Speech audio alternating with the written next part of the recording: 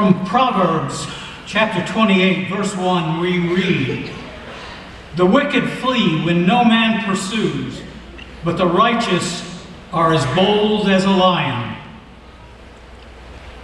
This verse is written on the National Law Enforcement Officers Memorial in Washington, D.C. This is the memorial upon which are inscribed the names of our nation's fallen heroes, and where Katie's name will one day soon be carved. It is a memorial that is running out of room, 7 years ahead of plan. Let that sink in a moment as we honor our city's latest hero here tonight.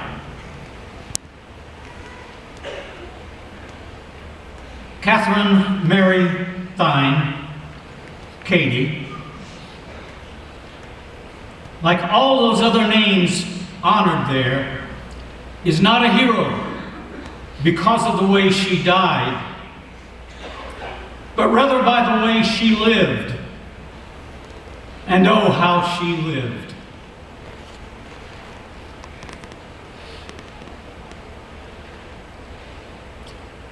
I serve as a volunteer in our recruiting division. And that's where I first met Katie. It's when she came in to take her written exam to become a police officer.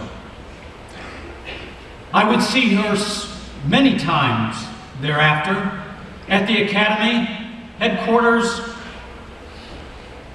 and even a crime scene. With us for such a short time, yet it seems impossible to tell you how large an impact she made on our department in that time, and how she came to be that person with the infectious smile and personality that touched so many hearts. Without exception, each person I contacted to gather information for tonight used similar words to describe Katie. A loving mother, a dedicated police officer, a hero, a U.S. Navy veteran, or an amazing individual with an intoxicating personality. Born in Lowell, Massachusetts, June 9, 1995, where she was brought home to go to her final rest on Saturday. She was the daughter of Tracy and the late Joseph J. Thyne, who died 2 weeks before her graduation from basic training.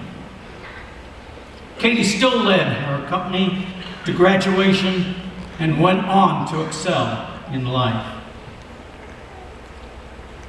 Katie loved adventures.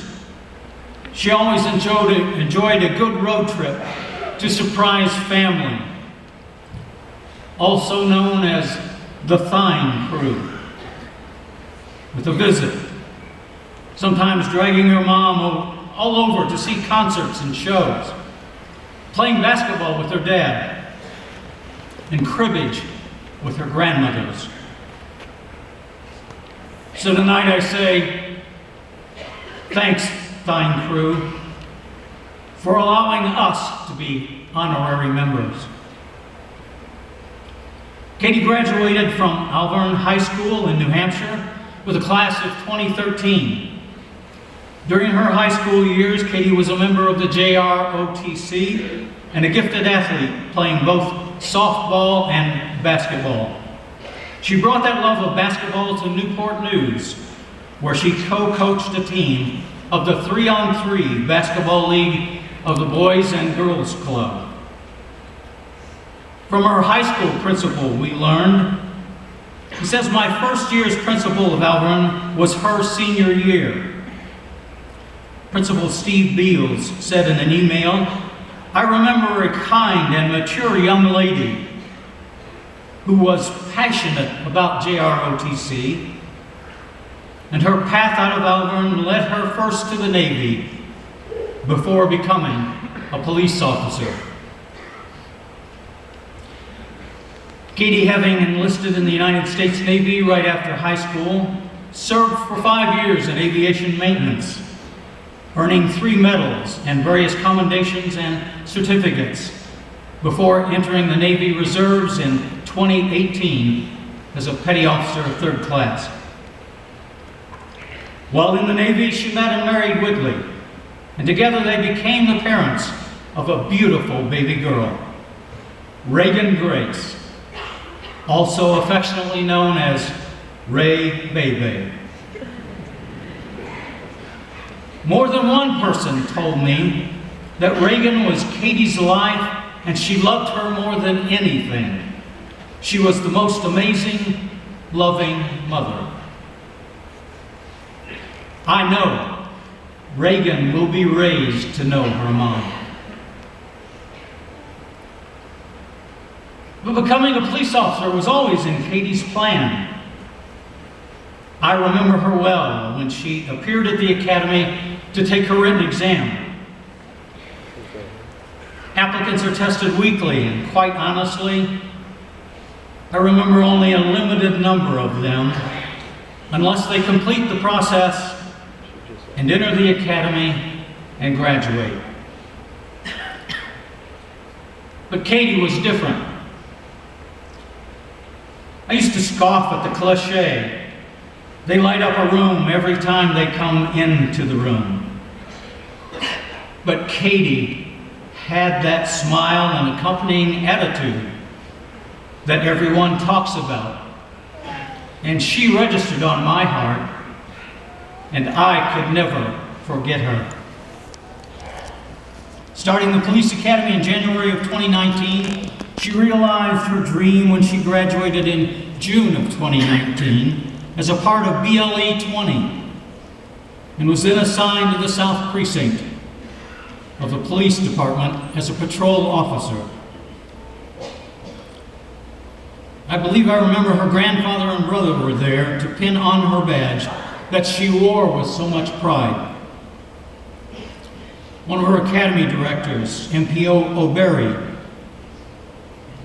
reminded me that he was proud of her high standard of performance, her sense of humor, and considered her an amazing officer and great friend and one of his kids. One of her academy classmates, Officer Fitzgerald, remembered one of Katie's adventures in October of 2019 when they went to New Hampshire and how she opened up to him and he saw another side to Katie that ensured she felt the same friendship for him that he felt for her. Katie could easily make friends. From FTO Briggs, I found out that you knew when something was bugging her because she would become quiet and would get a serious look. He goes on to say, I never worried about how she would handle a call for service, but getting there was a different story. She wasn't the best driver, and curbs in a parking lot were her nemesis. He says, I enjoyed every minute of teaching her to be an officer, and I enjoyed every minute becoming her friend even more. Something Kate's brother Tim thought of in addition to her smile, and that he said he will miss even more: her nostril flares. Anytime Katie was overwhelmed with emotions, sometimes positive ones, but more often fear, anxiety, nervousness, uncertainty, and so forth, her nostrils flared up in the cutest way. It was adorable, he said. If you were in Katie's close circle, she always hated how he made this fact about her known. But Tim did it every time he met a new Thyne crew member.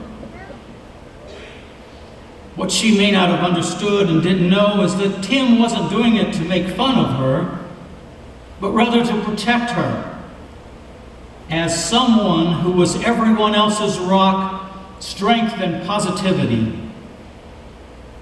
He needed them to know how to see through Katie's smile. They needed to know how to discern when she needed help, because Katie would never ask or express it herself. No matter how hard she tried, it was uncontrollable. It just happened. Along with everyone else, Tim will miss Katie's smile, but he'll miss those flared nostrils even more. I found out from her fiancé, Brittany, that Katie had a quirk for even numbers that I also claim and share. Brittany says Katie always had an obsession with numbers. They always had to be an even number or reciprocals of 5. Whether it was the numbers on the radio volume, number of times she called someone, jersey numbers, anything needed to be an even number. When she would take naps before work and she told Brittany to call and wake her up, she would say, "Call me like a stalker if I don't answer." Well, after the 3rd time, Brittany stopped when she didn't answer. So Katie goes on to say, "You couldn't have at least called one more time to make it an even 4? Brittany and Katie were engaged on January 16th in Las Vegas on another one of her adventures that Katie so loved. Another one of Katie's field training officer, Officer Stewart, had these cherished memories to share. FTO Stewart shared that she loved to make him laugh, whether it was intentional or just being her. Stewart and Katie were working secondary at Salsa's, and she wanted chips and salsa to snack on. So Stewart went inside and ordered it with her. He said while we were waiting, she loved the music so much she started to dance off beat. He said I recorded her laughing and dancing and sent the video to Brittany. And Brittany told him to remind Katie she's from New Hampshire. Stewart added another time was when she was training with him. Said he asked her to put them on a public assist in Cottage Grove. The natural response is dispatch asked if we needed backup. So Katie turned to him and asked, "Do we need backup?" He said, "Nah." So Katie responds on the radio, "Nah." Instead of the proper negative. He said he laughed for a good minute and told her she took plain talk on the radio to a new level. Yes, Katie loved adventures. And the best adventures were when she could include a visit to a family member or friend. We honor Katie tonight, but also honor the love of a family that instilled the qualities of life in her that made her the person we will all remember. In addition to her mother and stepfather, Katie leaves behind older brother Tim, another brother Jonathan, and a younger brother Brady, and her maternal grandparents and paternal grandparents, as well as other family members, and of course, Reagan.